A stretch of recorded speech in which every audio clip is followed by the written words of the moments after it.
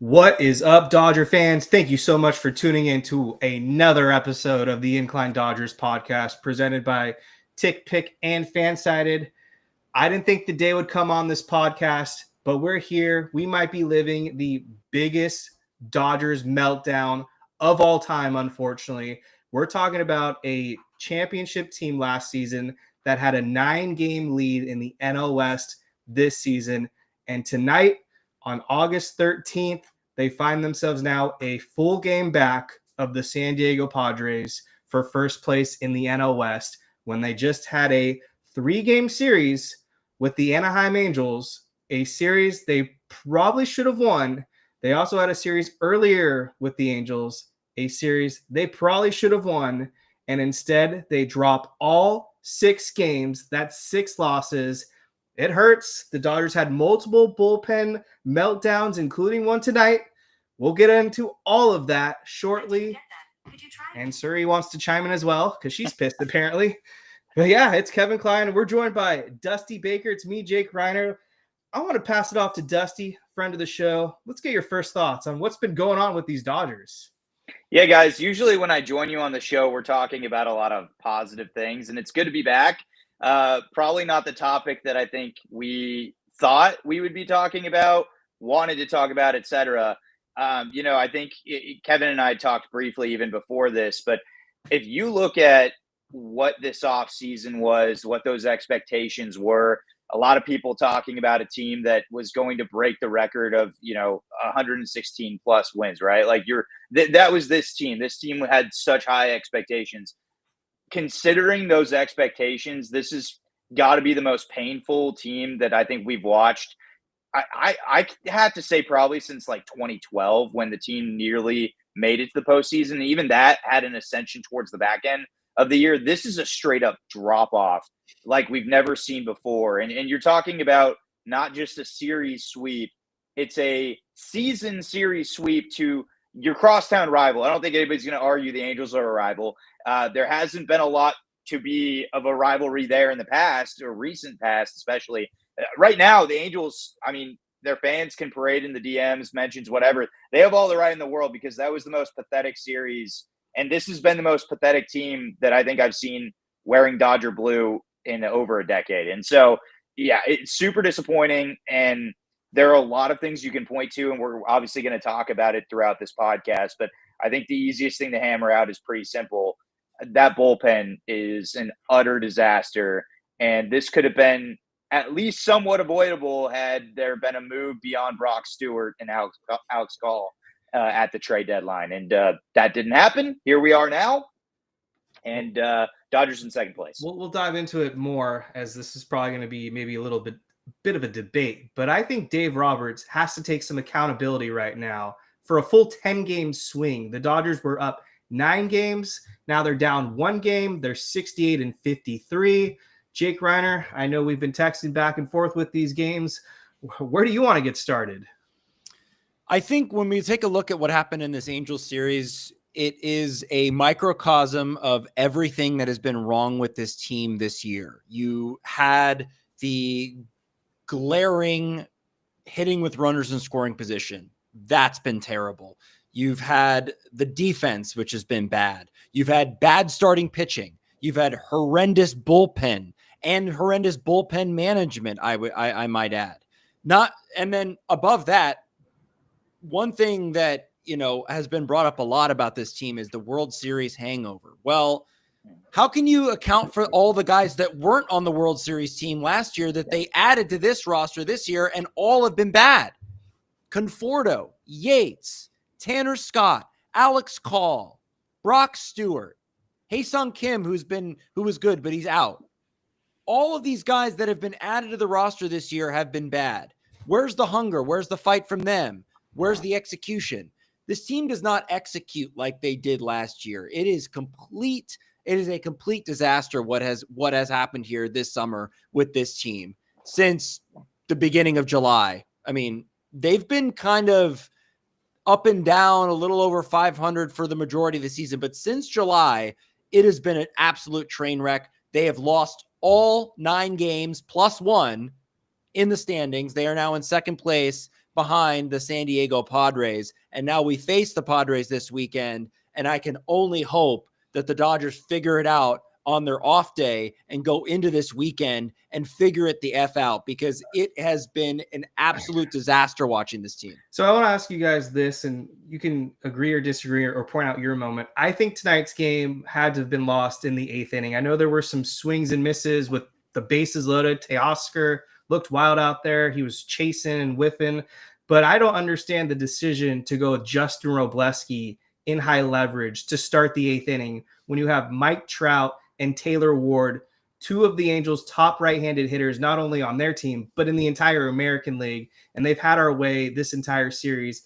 And you go out with the rookie Robleski, who walks them both. I just didn't understand that move, honestly, to start the inning with Robleski. I give a lot of credit to Dave Roberts for handling this pitching staff the way he has all season long, given the fact that he's had no bullpen the entire year. But when you are tasked with getting a win and you need a win, everybody has to be at the top of their game. And Dave Roberts was not tonight. He should not have let Robleski start that inning. That should have been Enriquez's inning from the start to face Trout and to face Ward. Clear and simple, because the last thing you want is exactly what happened. You bring in the reliever with 2 runners on, and it just unravels from there. And then, of course, he has a tailor-made double play that he deflects off his glove, and it's an infield single. So that just can't happen in that situation. The margin for error is so slim. And give Robleski credit; he pitched well up until that point. But the matchup game, what happened there? I did not understand that move either. Yeah, and I think, to be honest with you, I had a bad feeling about this game the moment that Andy Pages had his home run robbed. Like, there was something about that momentum shift right there, too. You could see it in his eyes. The offense also, by the way, really was shut down after the 4th inning, right? And so there's something to be said about the run support. Yes, it happened early, and it's great to get 3 runs on the board just like that. Shout out to Will Smith for what his production has been like throughout the entire season. But it is a combination, and Jake kind of briefly touched on it in his open, that you did see kind of the microcosm of all these different issues come together in one major colossal failure. And so, yes, I think that you could point to a number of different things. Will Smith I don't think a lot of people are going to talk about this, obviously, based off of they expect a catcher to do their job, but Smith was able to hold on to a 103 mile per hour fastball in the dirt that if that gets away, game is tied already. So Smith holding his end of the bargain was huge. It just, the rest of the team was not able to also throw a runner out too. Threw a runner out. I mean, he's been carrying this team on his back. It feels like in the times he's actually in the lineup, right? And thank God for Mookie being in there defensively to make that great reach from the throw from Freddie. But the point of all of this is that you can point to about 4 or 5 different issues, all that probably are resolved in a very simple way. And I do think that Robleski coming in at that time was a terrible decision that everybody saw coming. And we kind of, at that point, I think all of us felt that, this is not trending in our direction kind of thing. And you felt it yesterday.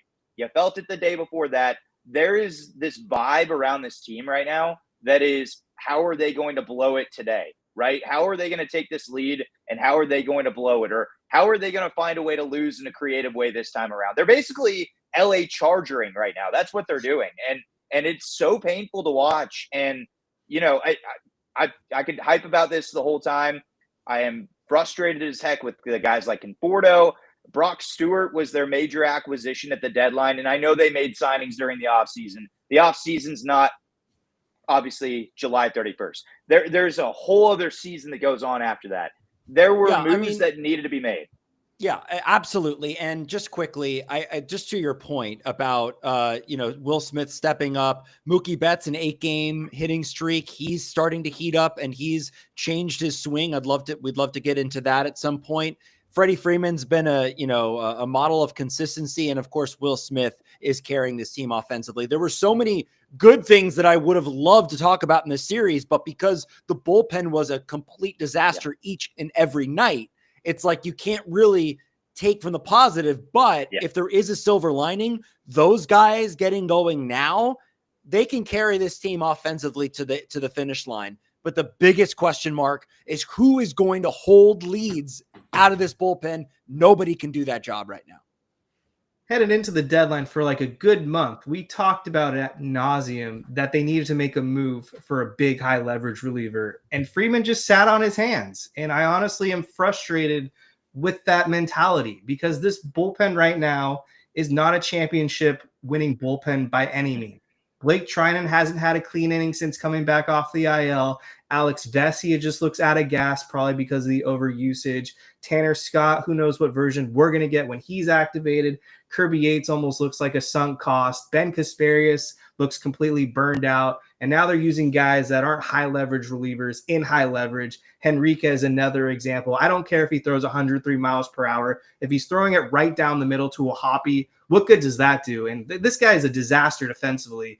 He deserves the poop glove or something, whatever the opposite of a gold glove would be, because he's just been a total, absolute plane crash out there. I can't stand the guy right now. Send him down. Give me Bobby Miller. Give me a spark plug. I'm ready to take a flyer because Alexis Diaz isn't doing it either for us. I agree. And let's keep Conforto out of this lineup too. I know that he's supposed to go back into the lineup as we start the next series, but he needs to be DFA'd or something because this roster, I mean, you can't overhaul the whole roster between now and the end of the season, but serious decisions need to be made now. This is we're done just like, oh, this is a long season. This is crunch time. And I don't want to lose this division because we did not make the moves necessary to win ball games and to win games consistently. Like I want your honest answer to both this. Chris Taylor or Michael Conforto right now, if both are healthy. Oh, you got to take Chris Taylor. And the reason is, and someone else pointed this out on X, which I completely agree with. I would rather have Chris Taylor every single day of the week because at least Dave Roberts knew not to play him every day, as opposed to Conforto, who's out there every single day, no matter what. Yeah. Can my answer be Ryan Ward? Because at this point, I'm going to start the Call Ryan Ward club up. I mean, this is insane that we're keeping down a guy that has 28 pops at the AAA level. He's just rotting there while Michael Conforto stands at the plate and does exactly what I would do right now at a 100 mile per hour fastball. I posted a video yesterday, and this was in real time, and some people had asked, like, oh, did you record this after? No, it was in real time. It was, hey, here are the bases loaded. Michael Conforto's up to the plate. Tie game. Guess what's going to happen right now? He's going to strike out right now. And exactly fluid, perfect. You can't write it any better. Struck out right on cue. He is awful. He is bringing this team down. He's an automatic out. He's a rally killer. And they need depth in the bottom of that lineup too, because at this point in time, like, we have no production consistently down there. And I don't understand where Ryan Ward coming up would be an issue. I think a lot of people are throwing that name out there right now, and consider me to be the president of the Ryan Ward club because I'm sick of seeing his name and all the OPS numbers. I mean, the OPS numbers are great right now. 946. Why is he down at AAA? 28 bombs. If you are the president of the Ryan Ward call up, I am the vice president, and because you're hired. Thank you. I can't wrap my head around it either. He is mashing in AAA. He can't do any worse than what Conforto is doing. But I want to pose this quick question to you because I had not been able to explain it thus far. I was listening to Dave Vassay on Dodger Talk at the conclusion of yesterday's loss. And he responded to a caller by saying the reason they're not bringing Ward up is because of his defense. Now, I don't know the validity to that, but what do you make of that? Keeping a guy down because of his defense. I'm not saying that that's true or not true. That's just been the only. That's just Guggenheim cutting checks so that they can keep playing Conforto. I guess so.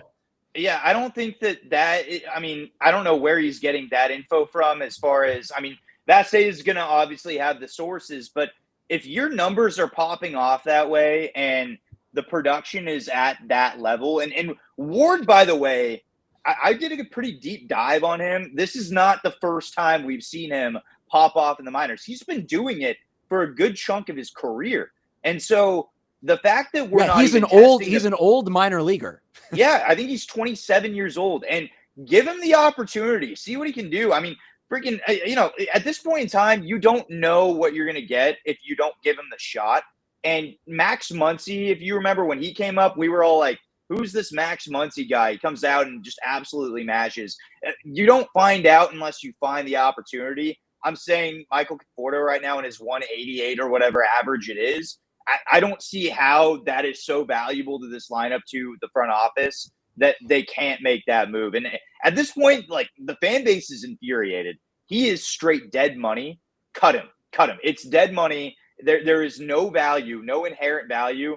And I just know maybe the front office is sitting there saying, well, the moment we cut him and then the Phillies get him and he does a Matt Stairs home run, that would make me sick to my core. But it's beside the point. He is not valuable to this team, and there needs to be a change that's made.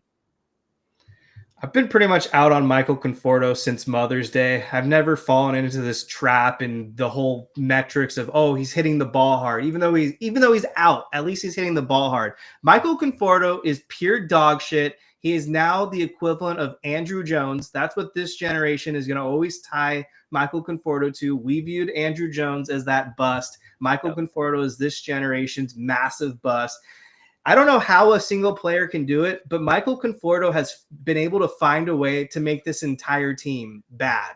Because when they put Michael Conforto in the lineup, he manages to kill rallies. He hits into double plays. He strikes out with the bases loaded. This guy does nothing at all to add any value. It's not like he has a facet of any of his game. Like, he's not a good base runner. He's not a good defender. He's not a good contact hitter. At this point, it's August 13th. You got 40-something games left. They just need to cut bait, DFA him. He's not going to get better. He's been a complete train wreck, and I just can't fathom why, again, at the deadline when they needed a clear outfielder, Alex Call was their choice. Even Harrison Bader would have made more sense. Cedric Mullins would have made more sense. But you go with some scrub on the Nationals who's a no-name, and now he can't hit water if he fell out of a boat either. You got Alex Call or Michael Conforto basically as your left fielder until Kike Hernandez returns, if he returns. One of the most infuriating things, and Kevin, I briefly brought it up to you before we hit the air here. So there is an article that was posted today by the MLB that basically is boasting about the Dodgers being able to win on and off the field, right? They have this incredible farm system, ranked number 1 in the league. And so I sit here, and that brings two schools of thought. Number one, okay, if you have the best farm system, why aren't we seeing these guys consistently, right? Like, I know we brought up Freeland, but that is not your only piece in this group, right? And they boasted outfield. And so you look at it one of two ways. You're like, okay, well, if they're developmentally not ready, understood. But there was also value possibly as a surplus to use at the deadline to address a need. So if you have all this value, why are you not utilizing at least some of it? Because we've seen the Dodgers in the past blocking some of their prospects because they have talent that's going to be there for a while up at the big leagues. Utilize the value and address the issues that you have on the roster. And they just simply did not do that. I am so angry because here we are sitting 2 weeks later after the trade deadline, and we're all shocked why this has happened. I said it on the 31st that Dodgers got to go out and get multiple relievers. They got to get themselves a closer. Brock Stewart was a fine ad. I'm not angry about that being an addition. He was not the face of the deadline. That was not who should be the face. That should have been your like fifth best acquisition, right? Your fourth or fifth. That's not your, oh, he might be our closer, our setup. That was unbelievable that was their big move. And then, yeah, Alex Call is a total bust right now. I'm royally disappointed. They could have worked out a deal with the White Sox. I feel like the White Sox, they were as ready as ever to trade Luis Robert and give him a different location, a change of pace. And Robert had been working his tail off to try and leave Chicago. And there's so many things we could say. This should have happened. This should have happened. It didn't happen. This is reality now. And Reality Look, sucks. The Dodgers cut Jason Hayward last year, and he was pretty much putting up Michael Conforto numbers, just maybe a smidge better, but the numbers, I was looking at them just now, are kind of comparable. Why are they DFAing Jason Hayward? And mind you, Jason Hayward had some moments for this team. There were some clutch moments for this team that Jason Hayward came through on. Michael Conforto there's no clutch, by the way. He's hitting 156 with runners in scoring position. So there's no clutch there. Why are they keeping him around? I agree with you, Dusty. Eat the money. Eat the money. Last year, there was depth. They actually had players they needed to add on. Now this year, we're riding Esteuris, Ruiz, and Justin Dean. What? But why are those guys up? Why are those guys up? Why are those guys because up? Because they punted the deadline. I see Ramon Laureano, another example, a perfect outfielder they should have targeted. He has 1,000 OPS right now with the San Diego Padres. But my point is that they're not bringing up the guys that are actually producing down in the minors, like Ryan Ward. Like why is Justin Dean getting an opportunity on this roster? You should swap Ryan Ward for Justin Dean all the way. That's just easily. Yeah. It makes me sick just thinking about how I'm going to flip it to let's talk about a team that's just absolutely on fire right now, and it's the Milwaukee Brewers. What are they doing right? Well, they have called up some of their guys. Isaac Collins is stepping up in a huge way. They have a rotation that is deep, and on top of that, they have timely hitting. They found value in Andrew Vaughn. There's something about that acquisition that they gave a guy that was a highly touted prospect a chance. They kind of did what the Dodgers have been notorious for doing in the past, and it's working for the Brewers, right? And so on the Dodgers end, it's like they sat on their hands and thought that Alex Call was going to be that guy. And I don't know where they got that from. That was such a surprising deal in my end. I could rant about this all day. I don't care so much about the Alex Call move, but the fact that it was their only bat that they acquired, only move, that couldn't be the case. Disgusting. So two things. Disgusting. One, just because I have to talk about Brock Stewart as well. I said on deadline day, why the hell would you bank on this guy when all he's ever shown in his career is he gets hurt? And what does he do 4 games in his Dodgers tenure? He gets a shoulder injury, probably going to be out for the year. I'm not buying the reports that they caught it early and it's a minor. It's a shoulder injury. He's probably not coming back this season. Let's be real. Brock Stewart was a bust. You gave up James Outman, but you get what you pay for at the end of the day. So let me tell you what I think actually happened on deadline day and why everything fell apart. They were close. They were really working with the Guardians. They were going to pull off a trade for Emmanuel Clase and Steven Kwan. And then when Clase got popped for the betting, the entire thing unraveled. And that's why the reports came out that on deadline day, they talked to the Guardians for hours about Steven Kwan. But I'm guessing Cleveland's asking price at that point was probably still too high. And the Dodgers couldn't justify giving up a JDP or a Hope unless they got both Clase and Kwan. And because Cleveland was probably stubborn and said, well, you got to give up one of those guys for Kwan, just the whole thing, all bets were off. And that's why they got Call, who sucks, and Brock Stewart, who's a nobody. At the deadline, Kirby Yates and Tanner Scott had already been hurt, right? At the deadline. And I understand the idea of like, well, we're getting these guys back and that's our deadline acquisition. You got to know that these guys are not close to coming back. Yes, you got Treinen back, but he's been very shaky. It's just there's too much taxing on this bullpen. And I'll go back to the beginning of the season because people forget because the starting rotation is now really good outside of this Angels series where Yamamoto had a clunker and so did Shohei Ohtani, by the way. But for the most part, in the second half, the starting pitching has been pretty good. But people forget in the first half, the starting pitching was terrible. They got injured. Snell, Glass now injured, and just bad starting pitching top to bottom, and they couldn't get anything done. So it forced the hand of the bullpen early in the season.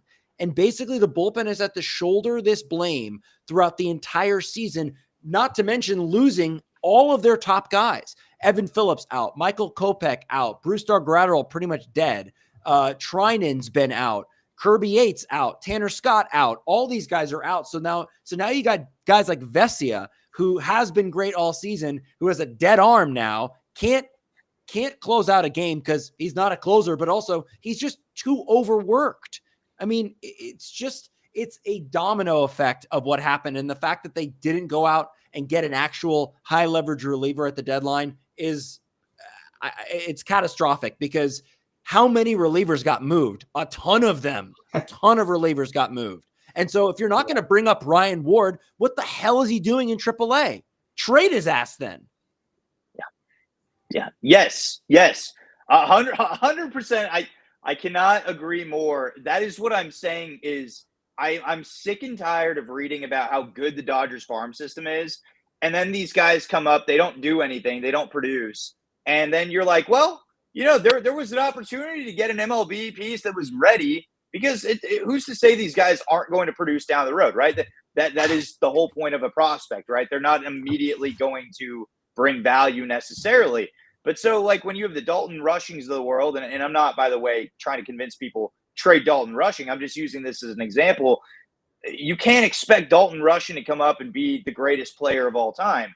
And so holding on to all of these prospects, at some point something's got to give, where you're like, okay, you find the middle ground. I find value in these 5 to 6 players that I think can help take us to the next level over the next 5, 6, 7 years. But that doesn't mean 15 prospects have to be hodled and held close to the heart because you're afraid of going and getting a reliever that can help down the stretch in October.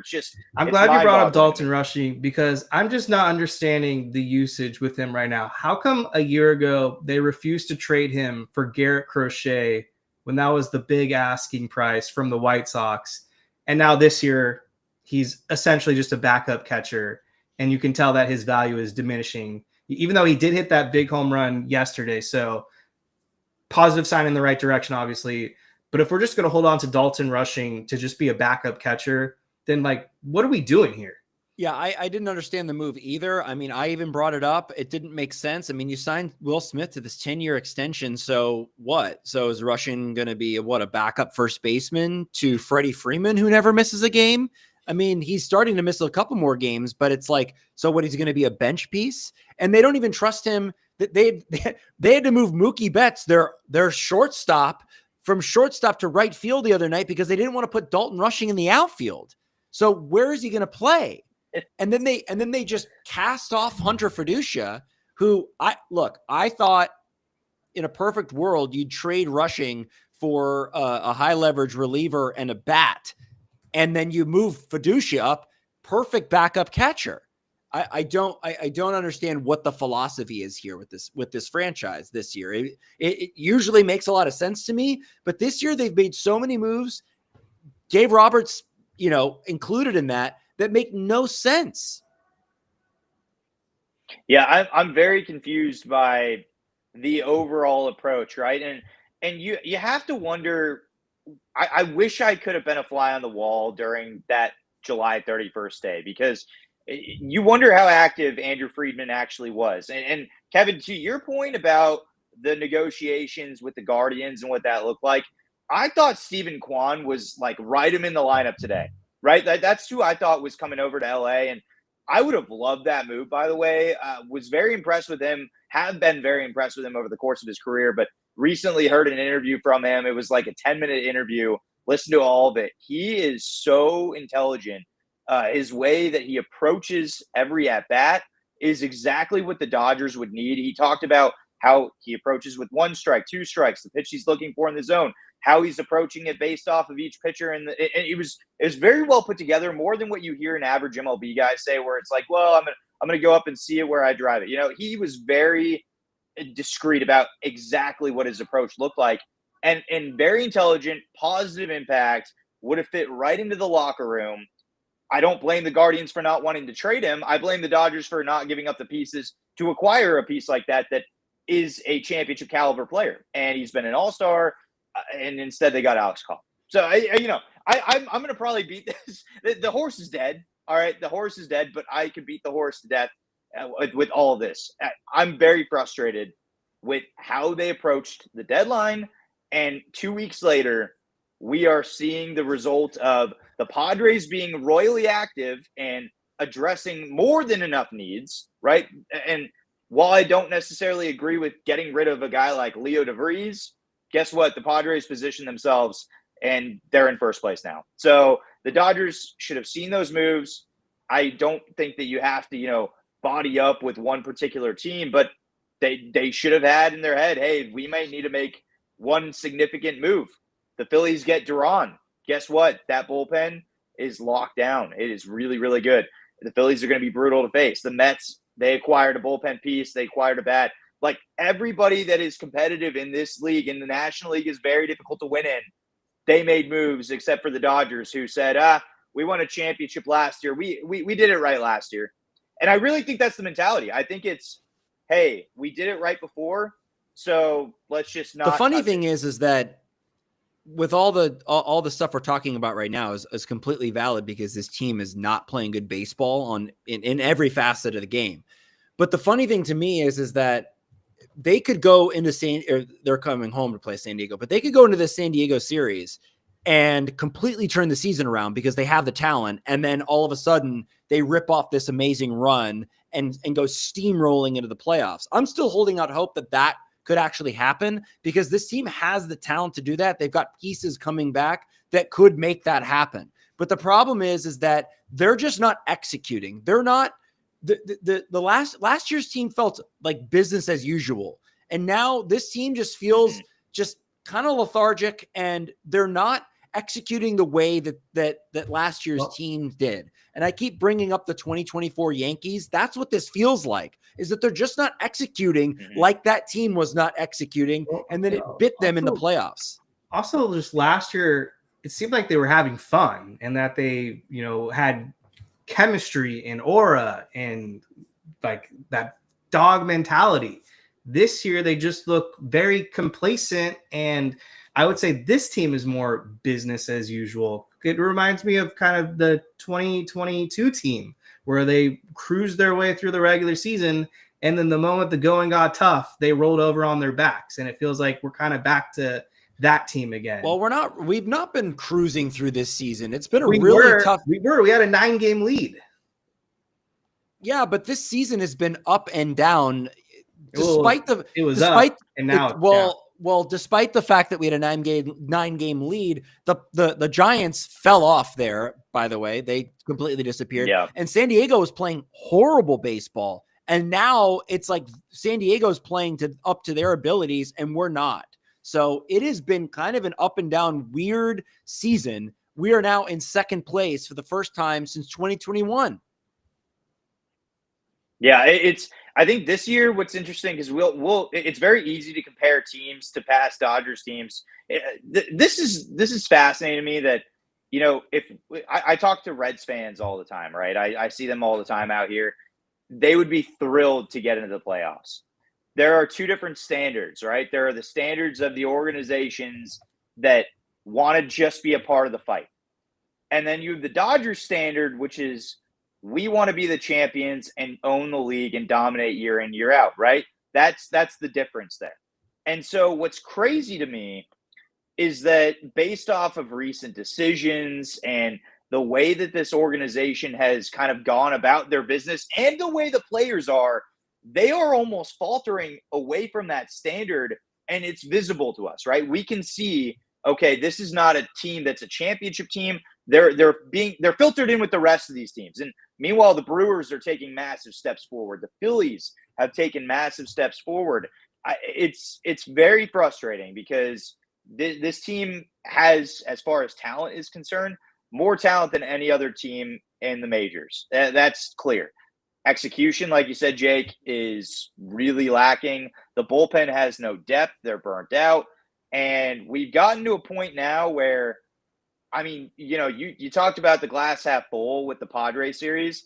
I do not want to be the half empty guy, but imagine if the series goes sideways. We're talking a division deficit that's 4, 5, 6 games. It could be in a week or so. So this series coming up is crucial to how the playoff looks for this team, how their position is for it.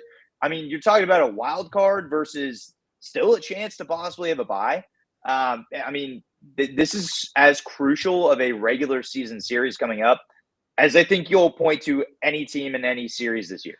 I haven't asked for this yet, but make sure to hit that like button for those that are tuning into the live stream right now. If you have some questions for us, we'll get to questions eventually, but hit that like button. Looks like since July 4th, we're now 12-21. It's not very good. Not very good at all. Not the standard. Not the standard, man. And that's to the point right there. I mean, there is no value. The team, I guess, where you find the value in this team, it's not consistent. They're not stringing it together. I think one guy that we kind of need to talk about a little bit is Max Muncy, because Muncy's return was significant. And, you know, we didn't see him in the lineup today. He was injured. Guess what? Over the last 2 weeks, Muncy's been the third most productive hitter in this lineup. He's hit 4 bombs, hit 348. He's slugging 870 over the last 2 weeks. So not having his bat in the lineup, definitely something that they're feeling. And the problem with that is that the other guys that we've been kind of used to picking up the slack or even carrying the team, the guys like Andy Pages, Teoscar Hernandez, they have not been producing over the last couple weeks. Mookie Betts, you mentioned he's starting to kind of turn it around a little bit, figure it out. But in general, this team just doesn't have enough guys that are consistently showing up to the plate every single plate appearance. And it's showing big time. Jake, do you want to talk about Muncy? Otherwise, I want to shift gears to Shohei now. I mean, the only thing I can say about Muncy is that we're seeing how crucial he is to this lineup. And when he's not in there, it is a different lineup and it just doesn't function the right way. So he is one of the key players on this roster. But to me, I just don't feel like the offense is the glaring issue. I feel like this offense can turn it on at any time. Mookie's hot now. Shohei's been hot. Will Smith is hot. Freddie Freeman's been great. So I just feel like that is something that I'm holding on to once the pitching rounds into shape. Can you clarify? You said the offense isn't an issue? I don't feel like the offense is the biggest glaring issue of this team. I don't want to talk about it really right now, but how about that game against the Blue Jays where they had 13 walks and 10 hits? Well, I mean, you know, honestly, like that's going to happen in a season. I'm just saying overall, you talk about how we were winning games in the first half. It was the offense. The starting pitching put this team in a 6-0 hole pretty much every night and was asking this offense to come back. And most of the time they did.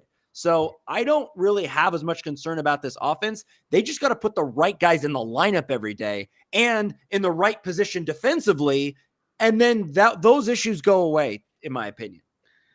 I have a lot of concerns, especially if Conforto's in the lineup. Miguel Rojas. That's my point. That is my whole point. The pitching staff is the biggest issue. The bullpen is the biggest issue of this team. They're going to be the reason why they make a deep run or why they get knocked out in the first round. It's going to be this bullpen. Well, I'm saying Conforto, Rojas, Freddie Freeman just hasn't been consistent. Mookie Betts seems to have turned it on, but we'll see if he can sustain it. Andy Pages has had hot streaks, then cold streaks. Teoscar has been awful recently with runners in scoring position. This team put up enough runs to win every single one of these Angels games. They did this time. The starting pitching was awful. Yamamoto completely laid an egg. I don't know what happened there. I don't know how you give up 7 runs to the Angels when you're the team's ace. And then Shohei tonight looked really good. He was throwing 101 miles per hour. He struck out Mike Trout with 101 gas. He also got him the first time with some breaking ball stuff. And then he kind of just faltered in the later innings of his start, and he ended up giving up 4 earned runs. But yeah, I'm not too concerned with the starting pitching. Blake Snell has looked really good. Tyler Glasnow has really returned to form. I think they have the starting pitching when they get to the postseason. I am still concerned about the basic fundamentals. I don't really trust us right now in the clutch. I feel like we've been blowing a lot of opportunities, and that bullpen is definitely a cause for concern. 100%. Yeah, I mean, going off of that, I mean, I think all the phases of the game right now, the Dodgers starting pitching is the one spot where we're like, oh, this is actually legit right now, right? And it's ironic because at the start of the year, that's where we were complaining about, even kind of leading up maybe a month before the deadline, you know, oh, they need maybe one more arm. now it's the starting pitching that we kind of feel for the most part is reliable. I know Yamamoto didn't have a characteristic day, but a lot of the signs for me point back to the Conforto issue. That needs to be resolved. Okay, that is a huge problem. The lineup, to Jake's point, I don't think as a whole is a problem, but I think there is that pocket, to Kevin's point, that is the problem, right? That there is that is my whole point. My whole point is that they're not putting the right lineup out there every single day. Yes. Conforto in the lineup every day is not working. It ruins it. Yes, it's horrible. And to yesterday's game in particular, when you have the bases loaded in a tie ball game, why the hell is Conforto not being pinch hit for? I have so many problems with him. I have almost built this like vendetta against him, and I hate it, but it's happened, and so I'll accept it for what it is. I am president of the Ryan Ward Club, and I'm the anti. It's not that Conforto is not trying, does not want to win, is not a competitive guy, is not a good baseball player. None of those things are true. But the problem is that he's not producing, and continuing to put him out there in these spots. Those spots are going to find you, and we saw that against the Blue Jays, which they should have swept. Michael Conforto was up there with the bases loaded and a 3-1 count. He gets a middle fastball, as people were pointing out. What else were you looking for there? Pops it up, and you're thinking, gosh, I wish he would have taken that strike and just seen one more pitch to get Ohtani up to the plate and knock in a run at the same time because the bases were loaded. I need to know how insane is that when you can't even trust a guy to hit a middle fastball? I need to know if this decision to continue to roll out Conforto is on Dave Roberts and this is his guy, or this is the front office poking Dave Roberts and it's Friedman or Gomes saying, we paid this guy $17 million. It's your job to get him in the lineup and for him to turn it around. Because if that's the case, then I need Stan Kasten or Mark Walter to yell at these buffoons for continuing to force this upon us. Yeah, it doesn't make any sense. And Dave, you know what? I kind of want to give Dave some credit. I think that Dave is pissed, right? I think that he's actually, based off the interviews I've seen, and he should be angry about this. But he has been dealt a really strange hand this year because he's had to deal with the injuries to the rotation. He's had to deal with a very inconsistent lineup. He's had to deal with a Michael Conforto that would cost us $17 million, robbed us. And if it is him that's trotting him out, then I have some blame to him. But I don't think it's him. I do think it's a front office thing because they're trying to cover their ass for what was a terrible signing, hoping that maybe it could pan out in the final hour, the 11th hour. And Dave is trying. I mean, he doesn't have a lot of cards to work with in that bullpen. And it comes down to the players, right? It comes down to the guys on the field. And they're just not. I think it's more. I think it's more execution than Dave Roberts pulling the right levers. He's pulling the levers he has, and you can make criticisms of him on the margins, like tonight, leaving Robleski in there and not going to Enriquez to start the clean inning. Completely fair, but overall, it's like these guys should be playing better baseball because that's what we're expecting them to do. I don't know why we're so bad with the ghost runner last night. That was also disgusting. But this is my issue right now with Dave Roberts. Finally last night he did call out Conforto, and that was nice to see. Challenged him for those terrible at bats. But a couple nights prior, in a game where Shohei Ohtani had a leadoff home run, Ohtani has just been the team's MVP. He's carrying them on his back. Without Shohei Ohtani, I think it would be a sub 500 team right now because that's how big of an impact this guy has been. Dave Roberts called out Shohei Ohtani for a couple mistakes he made to the media, which honestly, like, what are we doing here, Dave Roberts? He called Ohtani out for the base running error on that stolen base attempt, and then he called him out for swinging. I think the bases were loaded for strike 3. He clearly chased out of the zone, was ball 4. I just don't like what Roberts was doing there. And I just don't think it's fair for people in general who are out there criticizing Shohei Ohtani right now for the little mistakes that he's making. When this guy, like, without Ohtani right now, we would be in some serious dog water. Let me push back Yeah. on that, because I don't think for a second Dave Roberts doesn't know the value of Shohei Ohtani to his own club. I actually really like that he did that, because what it says to me is that none of it is acceptable. It doesn't matter what level of superstar you are on this team. Ohtani should not have gone to third there, especially with Freddie Freeman at the plate. He's already in scoring position with 2 outs. You don't need to be at third. And if you go to third, you better damn sure make it. And then in the 9th inning, or whatever inning it was, with the bases loaded and 1 out, and Ohtani chased 2 really bad pitches, that is on him. He's got to be better in those situations, regardless of what he's done prior to that. I think it shows a line in the sand that says none of this is acceptable. We are not executing to the level that we should be executing. And it starts with everybody. And I don't mind him going after Shohei in that situation, because it says everybody's accountable.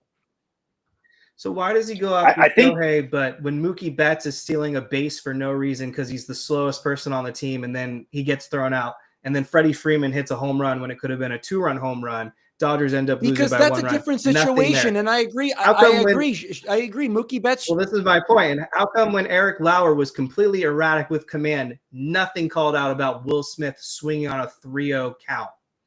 But he calls out Shohei because Ohtani. Of the situation. It was a late game situation where what you do in the later innings is magnified like a ton. The Mookie Betts thing happened earlier in the game. Will Smith happened earlier in the game. He's not going to call out every single one of his players for every single one of their mistakes. He was just saying that, and he was asked a question about it. It wasn't like he went out of his way to say Shohei Ohtani made a bad base running error. They asked him about that, and he said it wasn't a great baseball play. So I don't see what's wrong with that. Yeah, I mean, the big thing is we know Ohtani's not the problem, right? At the end of the day, he's been the solution for this team, and I do agree that, every player, there's no player too big for take some boneheaded mistake at some point, and rightfully so, if they're called out or asked for in the press conference. I mean, any little detail with Shohei, whether it's good or bad, is going to be heightened, right? That's just the nature of what it is with Ohtani. But just to give you an idea of the production for him over the last month, he's hit 11 home runs, 319 average. He's slugging 725. So the thing that does kind of stand out to me about that, so 11 home runs, right, over the last month, he has 19 RBIs. Something to be said about needs guys on the bag to be able to drive. Well, he's a leadoff. Right? He's a leadoff hitter. They've already the bottom of the lineup. They've already made that bet. Yeah, the bottom of the lineup made that bet. Yeah, bottom of the lineup needs to produce though and get on so that the turn of the lineup can help him, because at this point it's basically he's having to lead it, and then there's a massive drop off towards the back end of the lineup. And I think that stat pretty clearly indicates that. Also, he will be intentionally walked, but 11 home runs, meaning, a number of these were solo shots. I wish we could get more runners on with Ohtani at the plate too. I think that's another issue is that's been kind of a problem, because the bottom lineup's not doing their shorter order of what we need them to do. Yeah, it's not going to happen at this point. And more credit to Shohei Ohtani when he took Kenley Jansen deep last night. Mm-hmm. Jansen hadn't given up a run. I don't think it was either a home run or a run in general since June 15th. And Shohei took him deep in the clutch. And it's like, you look at Ohtani's stats across the board, whether it's low leverage or high leverage, his OPS is still always in the 1,000 mark. And as someone that has said he's done with Kenley Jansen and doesn't want him on the team, I will say that I have said that before. But honestly, watching Kenley Jansen, I'm like, was he available? Did they even kick the tires on him? I know Artie Moreno's not in a position to want to help us out, but I just see all these relievers that we could have gotten that would be better, and we'd actually have a closer, because we don't even have a closer right now. Yeah. There's no understanding for anybody as to who's going to take the ball in the 8th inning or the 9th inning. And I don't know. I'm not going to circle back to the deadline. I'm just going to say that this has been a failure of how to manage a bullpen from the front office. Yeah, 100%. You want to talk about microcosms of how this season and series shaked out? We didn't even bring up the fact that unfortunately, Ohtani hit into a triple play last night. That was brutal. And then more pain on top of that is just the fact that with Kenley Jansen, we saw him 3 nights in a row, and 2 of those nights, I believe he got a save against us.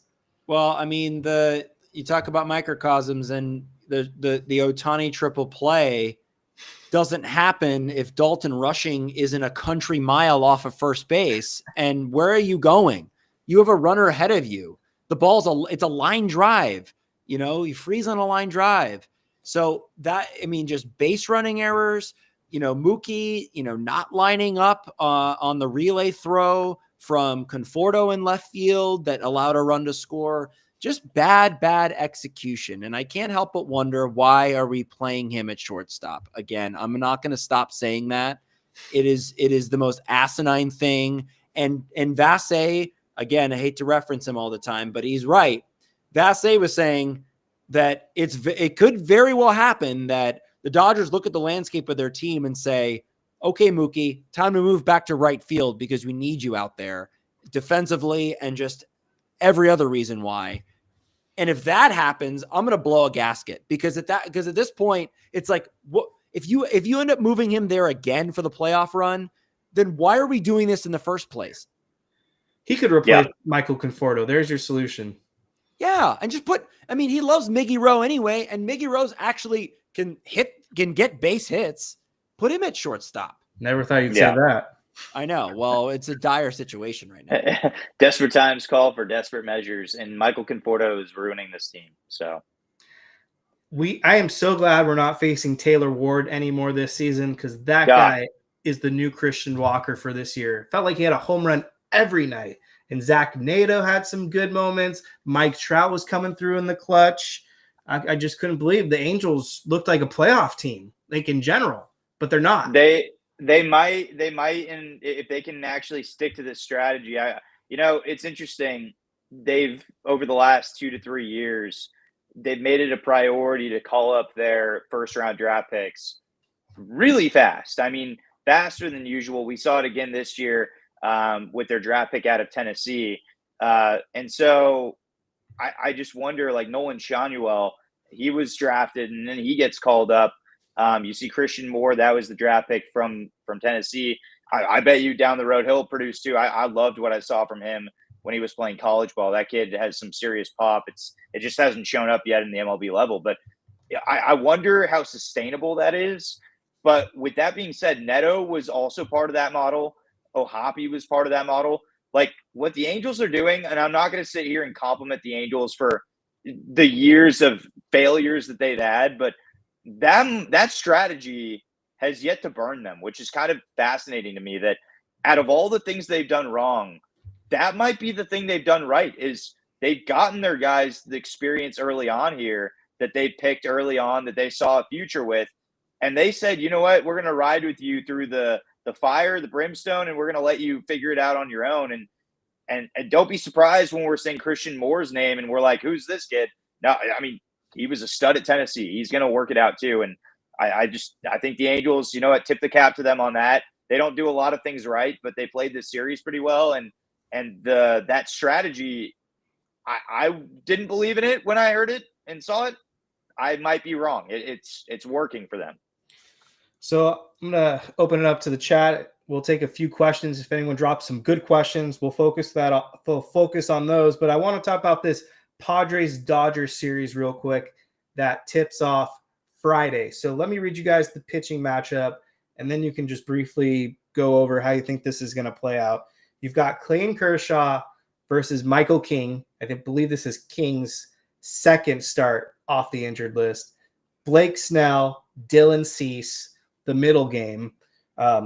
Quick comment on Cease. If you look at his recent box scores, he's actually been on fire. So that's not a good thing for obviously the Dodgers. And that's part of why the Padres are white hot. And then finally, Tyler Glasnow against Yu Darvish.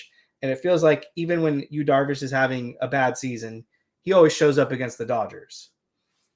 Yeah, that's a tough pitching matchup to go up anytime for any team, but especially the Dodgers.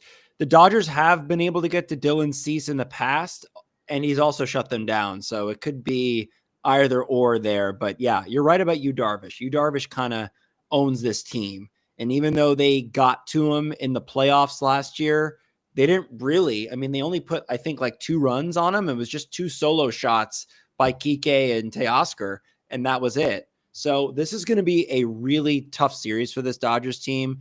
I don't know what Michael King has because, like you said, he just came off the injured list. So he probably will be on some sort of pitch count thing. But this is going to be a really tough series. You've got one team that is just hobbling into this series and another team that is on fire, and the team that's hobbling is in trouble. So I think that you theoretically, I'm not saying you can win the series on Friday, but you can set yourself up very well depending on how you go about your business that day. Michael King being that starter on Friday. So with that being said, he went 2 innings in his start on August the 9th against the Red Sox. He was coming off of a 61 pitch performance in his lone rehab start. So he's still just building it back up. So the Dodgers' key to that game on Friday is get that pitch count up early and attack, right? That's going to be the key. Get King out of the ball game as soon as possible. Get into that San Diego bullpen. Make them have to work. And then with Cease, I mean, you're going to have to limit the strikeouts to the best of their ability, build high counts as well. I think it's going to be a lot of deep counts, patience. With Cease, we've seen it in the past in the postseason. They were able to get him to average roughly 20 pitches per inning. And I think that's how you beat Cease, right? Even when he's pitching well, you just have to make him throw a number of pitches. He's going to strike guys out, right? That's the key. And that game on Saturday, I mean, over under total strikeouts combined, 20. I think like that number 20. I mean, there's going to be an insane amount of strikeouts that game with Snell and Cease. I don't know. I have some concerns that the Padres are going to be disciplined. They know him well, and this could be a game where Blake Snell actually has 5 walks instead of 10 strikeouts. Oh, I could see that. I could see it being both. Actually, I'm hoping that this series wakes them up. Like, that's what I'm hoping for. I'm hoping that the Dodgers get up for this series and are intense and the tempers flare like they did the last time. Like, I want to see that. I want to see this team get re-energized. They're at home. They're facing a team that they cannot lose to. They have to win this series, or at the very least, or sweep them. That's what needs to happen this weekend. Yeah. And hey, a pitch up and into Shohei Ohtani. I want the benches clearing, baby. I want to see the benches clear. Light some fire under these guys. The Dodgers over the last 7-8 years have been nice guys. The last time I could think of the Dodgers actually like fighting another side outside of Mookie almost having his arm ripped off in New York, which they didn't even really freak out about that. That was just Mookie. The last time the Dodgers truly like got in a mental fight was in 2020 against these Padres in the postseason. So I kind of want to see some tension. I want to see some anger, maybe. Like, I don't want them to be friends chatting it up at second base. I'm kind of sick and tired of seeing that. Like, I don't want happy-go-lucky guys. I want, I hate you, you're my opponent, and I'm gonna beat you. And I wish that was their mentality, because it's clearly not, right? Like, these guys hang out in the off season. That's the reality of Major League Baseball players. I want the Dodgers to go into the series and say, those guys sitting on that other dugout, that, like, I can't stand those guys. That's what I hope the mental is. I am really worried about Friday. I've been dreading this matchup all season. I just don't think Clayton Kershaw is going to be a good matchup against the Padres, but I really hope he proves me wrong. That's my biggest concern. Yeah, Machado seems to get Kershaw at least once. It seems, at least, around the ball once. That always scares me. Or Tatis. Let's do some of these questions real quick, and then we'll head on out of here. JRM, would the lineup be better with Pages hitting 5th instead of Teoscar Hernandez? Because according to JRM, Teo looks ready for Cancun. I mean, both of them are kind of going through a little bit of a rut, so I don't really think that matters. I think you got to keep Teo where he is. That's not my biggest concern with this lineup. It's the bottom, and the bottom of it is really bad. So I think whether or not Conforto hits 5th or Pages hits 5th is kind of like a toss-up at this point. What really is important is who they pencil in there at the bottom. Yeah, I agree. I mean, Teo can hit 5th, and I think Teo will figure it out. Teo's not ready for Cancun yet. I just think he's in a bit of a slump. Teo is the kind of positive player that I think he knows where he's at right now. He's going to figure it out. I'm not too worried about Teo. They need to get him out of right field, though. There was another ball tonight Defense is terrible. And I thought that the Shohei Ohtani was going to be able to complete 5 innings. And there was a blooper to right field that I think a competent right fielder with some speed and a good jump makes that play. And instead it falls at Teoscar Hernandez's feet. I mean, how many times have we seen that this year? Maybe they need to make that change. Just put him in left field. That guy on the roster named Mookie Betts, but right. Crazy how that works. Yeah. Trevor Garbrandt. Can you rank these in order to blame for this disaster? Front office, Dave Roberts, Michael Conforto. I think it goes front office, Michael Conforto, Dave Roberts. I'm going to go Michael Conforto is the problem for everything. So Michael Conforto 1. I'll go Michael Conforto 1, 2 front office, then a blank space at 3, Dave Roberts 4. I don't think Dave Roberts is to blame really in this situation right now. I am going to go Michael Conforto, number 1 with his -6 WRC plus since August 2nd. I'm just going to put the coaching and Dave Roberts in a bundle for number 2 because I don't know what happened. Tanner Scott was awesome till he came here. Kirby Yates was awesome till he came here. Blake Snell was healthy till he came here. Even Michael Conforto was decent till he came here. Something's going on with the coaching and it's not translating. And they're putting Teoscar in right, Mookie at shortstop. So whoever that is, coaching, front office, whatever, and then front office, because they had a good offseason. Roki Sasaki, another one. I don't want to get into him, but what the hell happened to him? Something went wrong. I'll just say you don't get Michael Conforto without the front office. Next up, Joseph Peraza. While I don't think Roberts is the main issue at all, why does he wait after back-to-back walks to take out the pitcher? Why make it tougher for our struggling bullpen? Something we definitely talked about early on in this podcast, but I don't know if you guys wanted to circle back on that. Yeah, I think it's pretty simple. Go ahead, Jake. Go ahead. I was just going to say that those are criticisms on the margins, and I think that they matter, but guys just have to execute. You can't come out of the bullpen and just walk guys.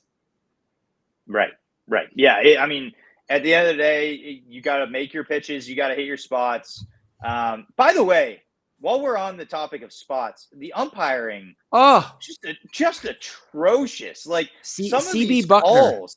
Oh my God. I mean, like, can we get the automated zone any faster? I've been watching so many AAA games out here with the Louisville bats, and it's funny. Hunter Green was on a rehab assignment out here. The bats are the Reds AAA. After one pitch, Green goes straight to the automated system to check a ball. Like, these guys want it. You know they want it because they know they're getting absolutely hosed at the MLB level. It's ridiculous. We're living in the past. We need an automatic strike zone. So let's tie this together with your final thoughts. So this will be the last question, I think, from Rally Goose, who is a Padres fan. Who wins the series? Just tell us straight from your heart, and then do your final thoughts with that. So who wants to go first? I'll go first. I think that with the way things are going right now, if there's not like a speech in the locker room, somebody's firing up this group, if the Dodgers come out flat early in that game 1, this series could end up being a sweep in favor of the Padres. I don't think it's going to end up that way. I think the Dodgers are going to go out and win game 1. I'm really worried about that game 2. And to be honest, Yu Darvish has had the Dodgers number. I hate to do it, but I think the Padres win 2 out of 3 based off of the trajectory right now. And the Dodgers need to have something light them on fire right now. Like they need to really dig deep here and realize that the playoffs, the structure, the way they're setting themselves up, it's on the line right now. And the Padres want this. And I think you're talking about 2 teams going in 2 completely different directions. And so logic, if I'm not using bias, logic would say the Padres win at least 2 out of 3. Yes, I think conventional wisdom would tell you with the way things are going right now, the Padres are either going to win 2 out of 3 or it's going to be a sweep. But I truly believe, I have to believe that this series is going to wake up this team. And I am predicting the Dodgers will win 2 out of 3. They're at home. This is their house. The Padres have won nothing, and there is no accolade or title to their name. They need to show that this division is theirs, and the Padres are not going to take it from them. The Dodgers are going to reestablish dominance. I mean, because look, if the Dodgers get right in this series, then they've got Colorado right after that. And, and there you can maybe hopefully regain the division and then hopefully separate yourself from the Padres. That's the overall dream here for me. My instincts based off these pitching matchups, but where I am concerned is going to be the bullpen, because I definitely think the Padres have a major edge over us in the bullpen category. But significant. I'm thinking Padres coming out of the gates hot, beat us in game 1, so that will make us 2 games back of first place. But I think we rally and win the next 2 games, and when this series is all said and done, Dodgers and Padres will be tied for first place in the NL West, because I think we'll get to Cease, and I think Glasnow Darvish will be a pitcher's duel, but we'll pull it out. So Dodgers take 2 of 3. We take the last 2 games. So my final thoughts are credit to Mookie Betts. He's clearly turned it around for now, at least. I'm not giving any credit to that ovation, though. That is a joke to me. The biggest turnaround, I think, for Mookie had to have been working with JD Martinez. So if the Dodgers can get JD Martinez to be like an assistant hitting coach, I'm here for it. JD was awesome when he was with the Dodgers that 1 year in 23. He was an all-star. I think I have his bobblehead somewhere. So the Dodgers should fire whoever the assistant hitting coach is right now and give JD an offer. I could be in support of that. I'd love to. I mean, minus watching JD Martinez hit against the Dodgers when he was with Arizona, and he just destroyed us with that 4 home run performance, if you remember that. JD knows how to hit. He's a pure hitter. Wouldn't be a bad thing if he did some additional coaching. That's all I got. Anything else you guys want to say? All I'm going to say is glass half full. This team has the talent to turn around at any moment. They just have to do it. And according to Shohei Ohtani through his interpreter, they have been trying everything. They've had closed door meetings. So there is urgency there. We just got to see it on the field, and the Dodgers have to execute. And I know that they can do it. I'm just hoping that at some point it clicks for them. And if it does, what a great time for it to click. Yeah. The series this weekend is not just a series. It's going to define what happens down the stretch here for both the Dodgers and the Padres, and the complexity that is the MLB playoffs and what that looks like for the NL side. So a lot riding on this series, a lot riding on the 6 games out of the next 10 days. And the Dodgers need to get out. If the Dodgers want to flip the script here, they're going to need to go out on Friday. They need to get to Michael King early, make him throw a ton of pitches, get him out of the game early, and attack that bullpen and make them work too, so they can have control over the rest of the series, because that's really the only way that that's going to work out. Yep. Appreciate everyone tuning in. Hit that like button. Leave us a comment below of your thoughts of what happened and what went wrong with the Dodgers. If you're listening on the audio feed, hit that subscribe button, and I'll leave you guys with my teaser prediction. I think we see a roster shakeup on Friday. Don't know what it is. I know they said Conforto will be in the lineup on Friday. Hate that, but I think they either call someone up, whether it's a hitter or a relief pitcher, whether we see Joe Kelly get signed or Michael Kopech comes off the IL.